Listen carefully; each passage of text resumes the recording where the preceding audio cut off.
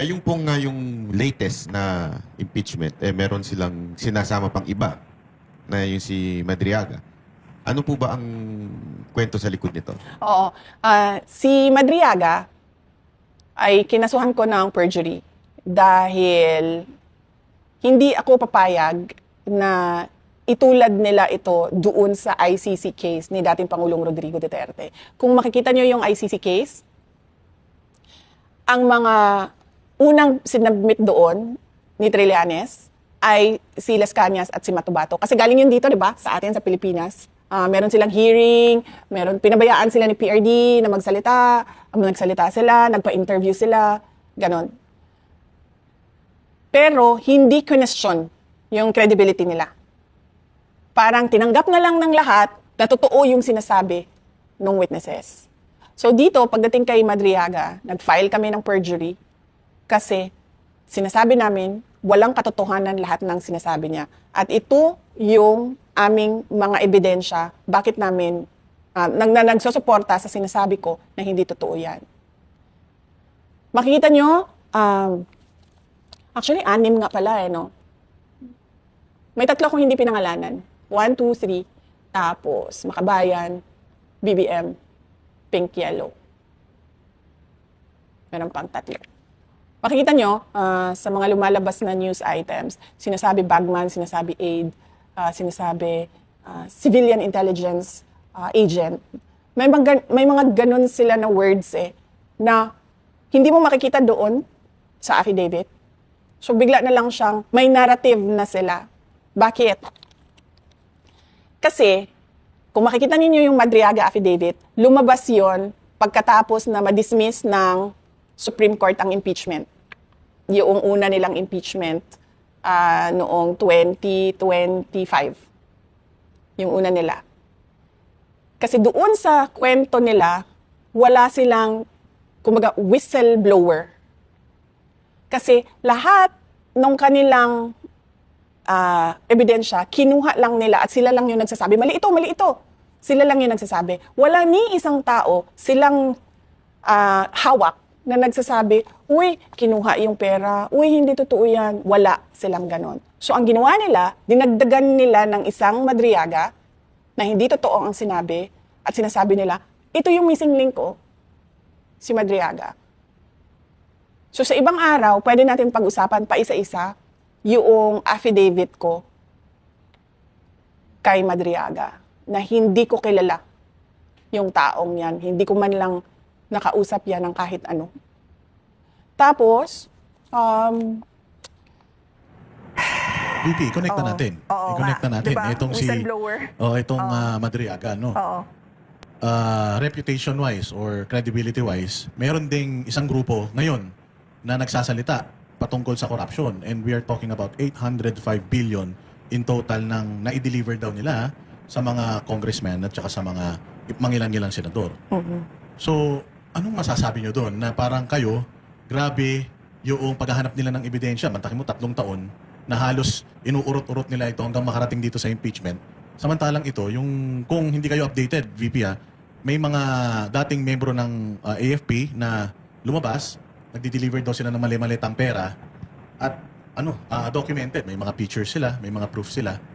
Pero bakit parang hindi ito binibigyan ng priority Oo. ng gobyerno ngayon? napansin ko na yung gobyerno, hindi sila seryoso sa anti-corruption program nila. Kasi kung makikita mo, pinakita natin, diba, na yung impeachment ko, lahat yung ebidensya na yon, sila lang ang kumuha, sila lang ang gumawa, sila lang ang nagsabi, mali ito.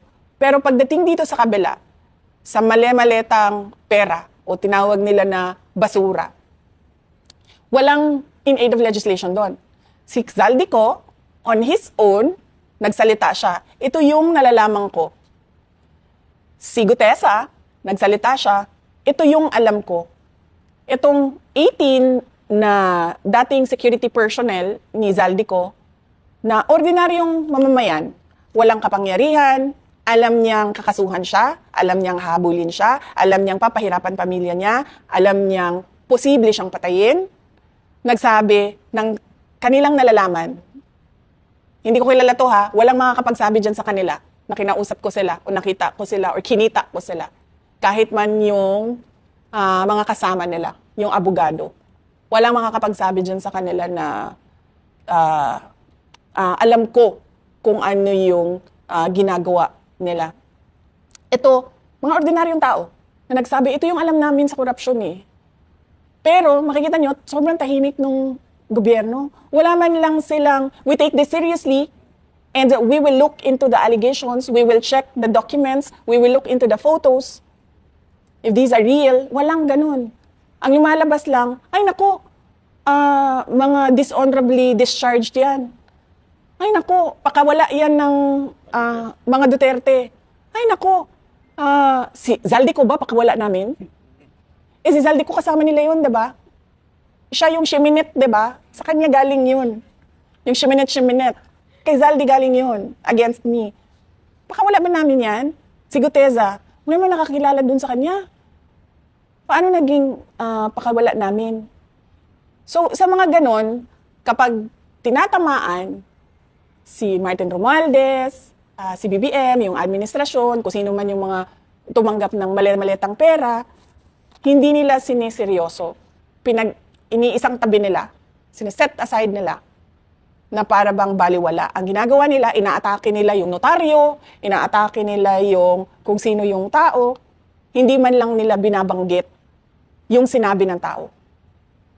Meron ba itong katotohanan? Dahil 18 na ito, na ordinaryong mamamayan na nagsasabi, ginawa namin ito. Naghatid kami ng pera sa mga taong ito. Wala, tahimik. So makikita mo, seryoso ba talaga ang gobyerno sa anti-corruption? Hindi.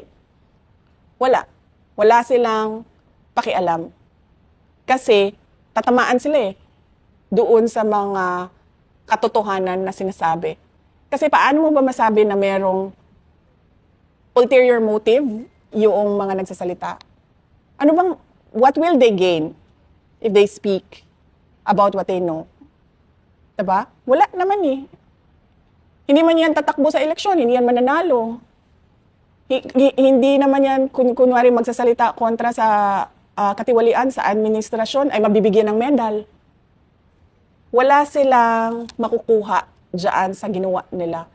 So doon pa lang mag-iisip na sana yung gobyerno, di ba? Itong tao ito, walang motibo ito para magsalita ng kung ano yung nalalaman niya sa katiwalian. Pero nagsalita pa rin siya. So ibig sabihin, merong truth dyan. Pero para sa gobyerno, para sa administrasyon, paninira lang yan. Panglihis lang yan sa ICC, investigation, yun pa yung sinasabi nila. Pero alam mo, exciting yung sinabi ni VP yung next week daw, kay Madriaga naman ang pag-uusapan. So, ibig sabihin, may next week. Ang ibalik ang tapang at malasakit. Binabalik na nga natin ba? Magiging regular program na yan. Palagay ko, napakaganda nito Napakaganda nitong opportunity na to. Kasi marami rin talaga, VP, mga kababayan natin na gusto marinig yung mga sagot mo sa bawat batikos nila sa'yo. Kasi parang sinasabi nila, Banat Bay, masyadong mabait si VP Kaya nga, noong kayo ay nag-file ng kaso kay Madriaga, people are expecting na hindi lang si Madriaga yung sasampahan nyo ng kaso na marami pang iba. Darating tayo doon. Depende na yan sa kahandaan ng abogado kasi sila yung mga naghahanda. In fact, yung kay Madriaga, matagal yan na trabaho nung Panelo Law Office para mabuo yung sagot, para detalyado at pulido at meron talagang ebidensya yung sinasabi naming perjury. Ngayong araw na ito, pinakita lang natin yung double standard ba? Ito walang ebidensya, gumawa ng ebidensya, umabot sa impeachment. Ito may ebidensya talaga na hindi gawa-gawa yung ebidensya, base siya sa isang ordinaryong mamamayan na walang motibo para sirain ang administrasyon, pero hindi pinapansin at hindi tinututukan at hindi binibigyan ng halaga. At saka testimonial evidence to. So talagang ebidensya dahil first-hand information yung nakuha nila. Hindi lang yun yung mga naglalabasan Banat Bay. Meron pa nung nakaraan, VP, kung hindi mo nabalitaan, yung text messages. Ay, nako. Yung text messages na sinabi ni Egay Erice na ipinakita daw sa kanya yung detalyadong paggamit ng pera galing sa flood control, nagamit pa daw yan nung nakaraang eleksyon. Oh, so ito pa, yun pa. Yeah, so kaya ko nasabi ay nako eh. Kasi ang dami niyan. No. Ang dami niyang text messages na yan. Hindi yan isa lang. Oo. Kaso, hindi nilalabas kasi pakiramdam ng mga tao na may alam doon sa text messages, ay hindi naman ito papansinin din ng administrasyon eh. Kasi itatago lang nila ito or ihaharas lang kami, ititreten lang kami, kakasuhan lang kami. Which is, yun ang ginagawa ngayon sa 18 na mga dating security personnel ni Zaldico. Kakasuhan sila. So, yun yung nangyayari doon sa binabanggit mo na text messages. Hindi ka ba na nagugulat, VP, na 3 years nilang pinlano yung pagsira sa'yo? Pero ngayon, may gerang nangyayari sa Middle East. Pero wala silang plano, VP. Yung mga speeches nila parang sinasabi, magano kayo, pumunta kayo sa safe na lugar, parang kanya-kanya, bahala kayo sa sarili nyo muna. Dahil hindi tayo pwedeng makapagpadala dyan ng aeroplano, hindi rin naman pwede yung land travel. So kayo ba nagugulat na ganito yung trato nila? Alam mo, napakadali magpadala ng eroplano eh. Sa totoo lang. Alam niyo ba nung COVID na panahon, madami ang na-stranded na mga tiga Davao City dito sa Manila? Napakadali. Nagkontrata kami ng commercial airline. Sabi namin, isasakay namin sila lahat, babayaran namin kayo using COVID funds. So, ilang beses namin ginawa iyon. Nangontrata kami sa commercial airlines, lumipad yung commercial airlines doon, sinakay lahat ng na-stranded na tiga Davao City na cleared na magbiyahe or inallow na doon mag-quarantine sa Davao City, nilipad namin. Hindi lang 100, hindi lang 200 na mga individual ang nilipad namin noong panahon na yon. At hindi lang mga tiga Davao City. Meron pa kaming iba na kapitbahay lang ng Davao City pero sabi namin, sige, sumakay na kayo, basta mag-quarantine lang kayo according to sa sinabi ng doktor dito sa labas ng Davao Airport. Tapos pwede na kayong magsiuwian kung saan. Hindi ganyan kahirap magpadala ng eroplano kung saan mo gusto kumuha or mag-rescue ng tao. Kaya lang, VP, sarado ang airspace. Tsaka baka daw pabagsakin yung aeroplano. Hindi kasi yung isang kaibigan ko galing Dubai, papauwi na siya kasi nagbukas na yung siguro limitado pero hindi sarado. Kasi yung kaibigan ko, papauwi na siya ng Pilipinas. Commercial flight siya. Meron po bang planong OVP para tulungan ng mga OFW natin? Meron kaming point person, meron kaming tao sa Office of the Vice President na itong tao na ito in charge siya sa mga tinatawag na parallel groups. Dating campaign support groups na naging ngayon ay mga supporters pa rin ko at ng Office of the Vice President na nasa iba't ibang lugar. So tinatanong namin sila, yung mga nasa Middle East, meron ba sa inyo ang gustong umuwi? Kasi baka meron kaming matulong sa inyo sa pag-uwi ninyo once meron ng magbukas na commercial flights kung saan man kayo. Handa ang OVP din tumulong.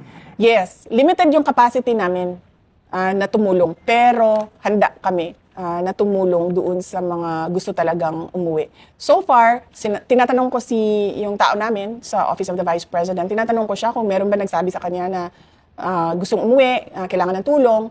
Lahat daw nagsasabi na ay nilang umuwi kasi wala silang uuwian dito sa administrasyon ni BBM. Walang trabaho na maibibigay sa kanila. At paano na lang daw yung mga anak nila magugutom. Pero sinabi pa rin namin na kung meron man gustong umuwi, ay ipaalam sa kanya at hahanapan namin ng paraan paano kami makatulong sa kanila para mabalik sila dito sa Pilipinas. Alam mo, nahihiya talaga ako sa mga kababayan natin dahil nakita nyo naman yung ilang oras natin na pinag-uusapan na impeachment at panggagago ng mga miyembro ng House of Representatives na ang daming mga kababayan natin na mas malaki pa yung problema nila ba? Tulad niyan, naiipit sa giyera.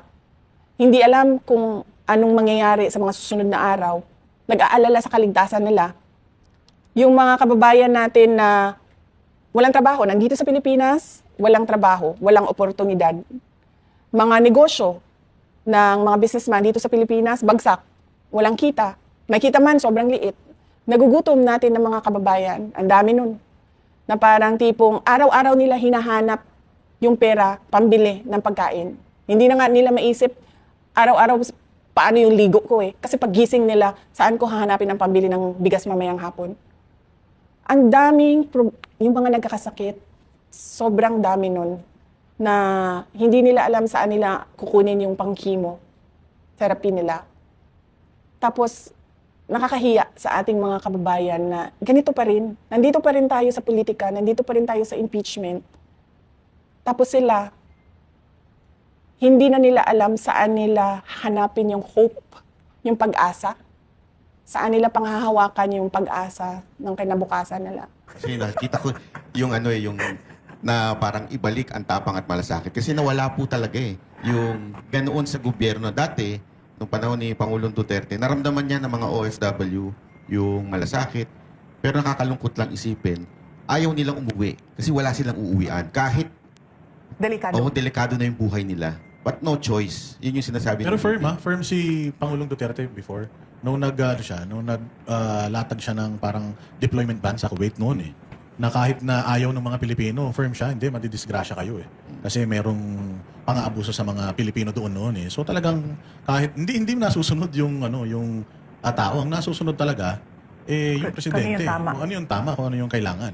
Kasi talaga ang Pilipino, magaling yan sa ganyan, yung kapit sa patalim VP di ba? Minsan, gagawin na lang nila kahit na mahirap kasi may mga pamilya silang may mga pamilya silang sinusuportahan dito sa Pilipinas. Isa pa yan sa problema natin, human trafficking. Yung dito sa Pilipinas nire-recruit, maayos basahin sa papel, magtatrabaho ka bilang waitress. Ganon. Pagdating doon, nagtrabaho sa bar, nagmamasahe yung mga tawag, dirty massage, yung ganon. So, isa pa yan sa problema din natin. Pero firm din naman ngayon ng gobyerno. Firm na i-impeach si VP Sara. 3 years nilang pinlano yun. Banat ba? Ang tindi. Diba? Oo, kasi sa kanila walang distraction. Nagkakagera na, basta kami impeach namin si VP. Diba? Kaya firm din sila. Kumbaga, pinag-uusapan nila yung kung paano ililift yung excise tax sa gasolina. Pinagpaplanuhan pa lang nila. Pero kay VP Sara, yung plano nila talagang tapos na. Oo. And speaking of that, VP, posible na ma-impeach kayo ulit sa Kongreso. Kaya nyo bang sabihin sa mga Pilipino ngayon na malinis kayong nagtrabaho bilang DepEd Secretary at bilang Vice President ng Pilipinas? Walang makakapag-question sa trabaho ko at sa mga accomplishments ng lahat ng mga nadaanan ko na opisina. Napakarami ng accomplishments namin sa Davao City noong ako ay mayor noong 2016 hanggang noong 2022. In fact, kahit noong 2010 to 2013. Makikita yon sa mga awards na nakuha. More than 200 awards and recognition ang nakuha ng Davao City sa mga projects and programs na ginawa namin doon sa Davao City. Bumaba ako bilang mayor na number 8 richest kami, number 4 most competitive kami, insurgency-free kami, debt-free kami, walang utang na iniwan. So, walang makakapagsabi at walang makakakasyon sa kapasidad ko na magtrabaho ng maayos. Kahit sa Department of Education, meron kaming matatag agenda, mabilis namin na nagawa yung pag-roll out ng curriculum. Napabalik namin ang mga bata. Isang araw lang from modular, no classes, balik kayo lahat sa paaralan.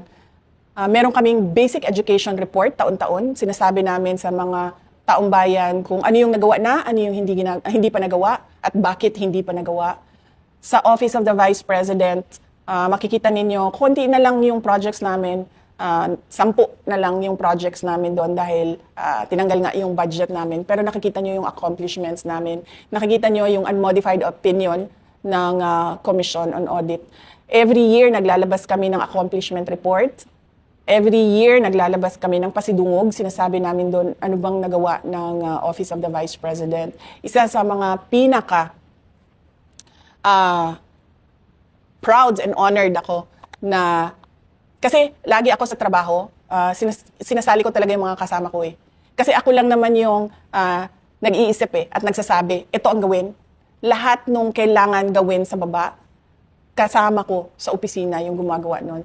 Proud ako sa accomplishment nila na nagawa nila yung Disaster Operations Center. Wala yun sa kahit anong dating opisina ng Office of the Vice President. Proud ako na instead of 6 years, ang aming tree planting activity ay natapos ang 1 million trees sa 3 taon. So ibig sabihin, mas makakatanim pa kami ng mas marami pa. Proud ako na inakyat nila yung mga bundok para pumunta sa mga barangay kung saan yung mga bata walang mga school supplies. At ito yung mga sinasabi ko highly vulnerable sa recruitment sa illegal o kung hindi man, hindi natatapos yung pag-aaral. So, napakarami ng accomplishments namin. Walang makaka-question sa trabaho ko at sa kapasidad namin ng team sa Office of the Vice President na magbigay ng maayos na programa at proyekto para sa taong bayan. At yan ay bawas pa ang budget ng opisina. Sara. Sanay ako sa kulang ang budget. Dahil dati noon sa Davao City, kulang yung budget lagi. No? Sobrang dami ng kailangan mo gawin para sa syudad. Sobrang kulang lagi yung budget. Pero nasa ano kasi yan maayos na pagbalanse noong mga kailangan mo gawin at pagbayad ng obligasyon mo.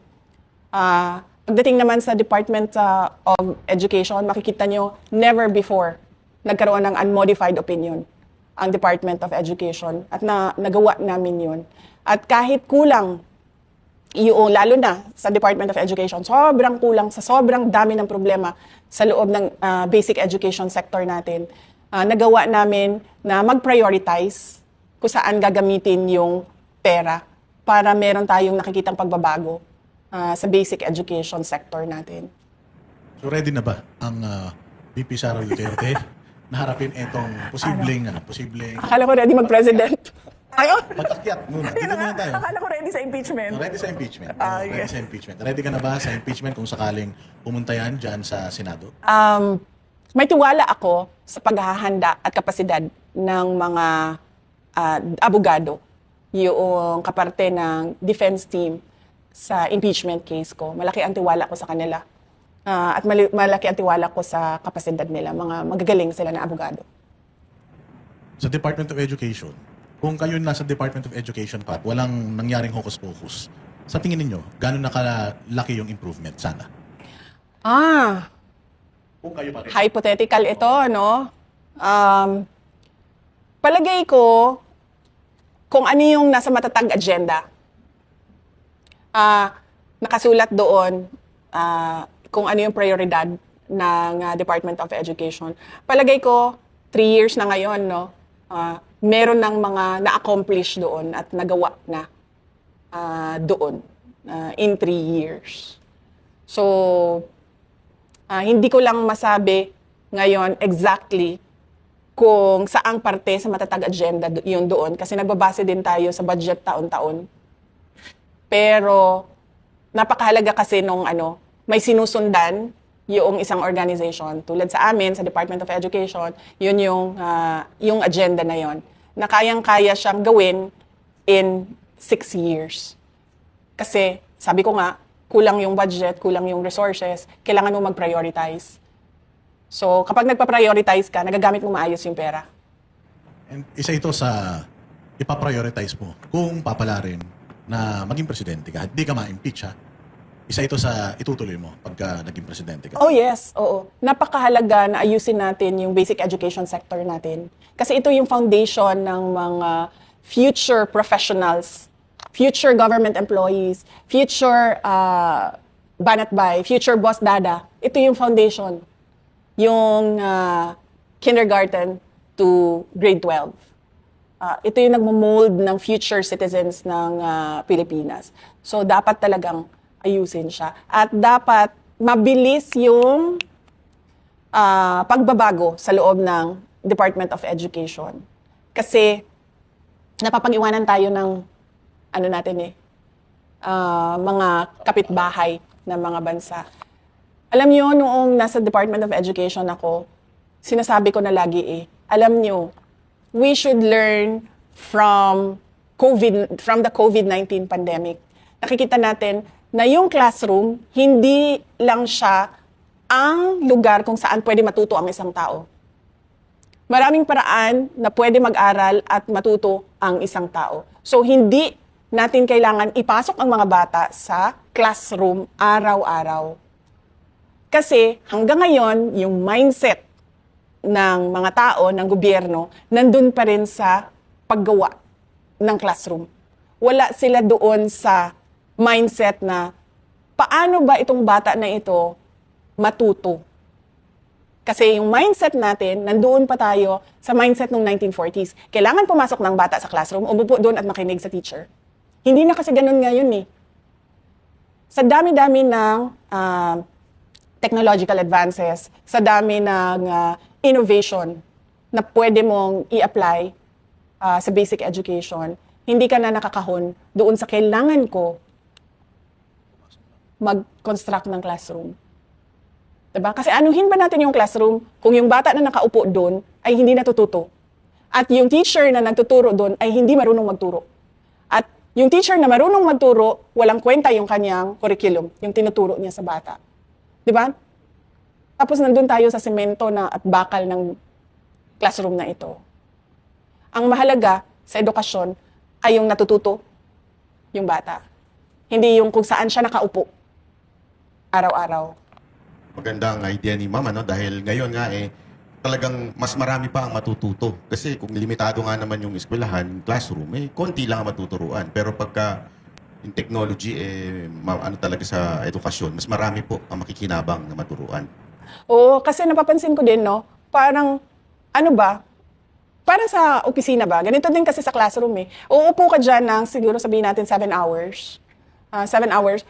Hindi na natin titingnan or bibilangin kung ano ba yung, ilang hours ba yung meron kang natutunan dyan at ilang hours yung wala kang natutunan. Ganyan din sa trabaho, di ba? Papasok ka ng 8 hours. Hindi naman tinitingnan kung ano ang na-accomplish mo dun sa 8 hours mo. Merong iba dyan, tapos na yung trabaho nila in 2 hours eh. Merong iba dyan, pumasok ng 8 hours, walang nagawang trabaho. So, wag tayo doon sa bakal at semento. Doon tayo sa paraan kung paano matuto yung bata. At makakatipid ba ang mga magulang dahil wala nang pamasahe, kung sakasakali. Posibleng pwedeng ganon. Ganon yung pinupush ko noong ako ay department secretary, yung digital education. Dahil yun naman yung trend ng generation na ito. At yun din yung trend worldwide. So in terms of accountability, kapag ikaw ay naging presidente, sinabi mo naman dun sa huling sa huling interview natin, di ba, na yung VP yung hahabol dito. Ito na naman tayo sa Vice President. Oo, grabe yun. Hanggang ngayon, tinatanong pa rin ng taong bayan, sino ba yan? Nagkakagulo na sila eh. Pero in terms of accountability, anong klaseng gobyerno magkakaroon si Sara Duterte? Paano niya lalabanan yung corruption? Oo, hindi natin talaga palalampasin yung corruption. Meron talagang isang tao, tawagin na nating czar kasi mahilig tayo sa mga czar, isang corruption czar, na ang gagawin niya ay tututukan niya lang yung korupsyon kahapon, ngayon, at posibleng bukas. So, hindi pwedeng ang presidente yon. Dahil sa sobrang daming trabaho ng presidente, hindi siya dapat na-distract doon sa poverty alleviation, food security, national development, infrastructure development. Hindi siya dapat nadidistract sa ganun. So dapat meron talaga isang tao na ang trabaho niya ay habulin yung katiwalian kahapon, ngayon at bukas. Itong mga nangyayaring ito, yung impeachment and all, umiikot ka naman. Sa tingin mo ba nabawasan yung tiwala ng taong bayan sa'yo? Oo naman. Ikaw naman, araw-araw sisirain yung pangalan mo, Boss Dada. Hindi ba makaka-apekto yan? Siyempre, oo. Then, Oo. Parang wala, kasi lalong tumaas yung trust rating. Hindi mo, di ba? Mas lalo kayong tumaas ang trust rating kesa dun sa naninira sa inyo, lalong bumagsak. At saka nakikita yung mga yung mga live videos kapag nagpupunta kayo sa mga probinsya. Kasi sabi ko nga, doon sa survey, di ba? Sabi ko naman, hindi kasi ako naniniwala dyan kasi hindi natin alam kung sino yung nagpa-survey, di ba? Malay ko ba kung nagpa-survey yung kalaban, sasabihin niya, ilagay mo number 1 si Sara dyan para akala niya number 1 siya. O, di ba? Nasabi pa sa impeachment, di ba yung unexplained unexplained wealth daw ni VP? Nakita mo yon yung parang kung kukumputin mo, yung itinaas nung value ng assets mo, parang sumasweldo ka ng 100,000 per month. Parang ganun eh. But anyways, alam ko na meron naman kayong depensa doon sa SALN. Oo. Isa pa yan, no? Merong members ng House of Representatives na nagsabi ng unexplained wealth. Na tinatanong ko lagi, ituro mo sa akin, saan dyan ang unexplained? Kasi pag sinabi mong unexplained, hindi mapaliwanag, diba? Papaliwanag kung paano yan pumasok dyan sa SALN mo. Wala man eh, sinasabi lang nila, may unexplained wealth siya. At saka yung SALN, yung asawa eh.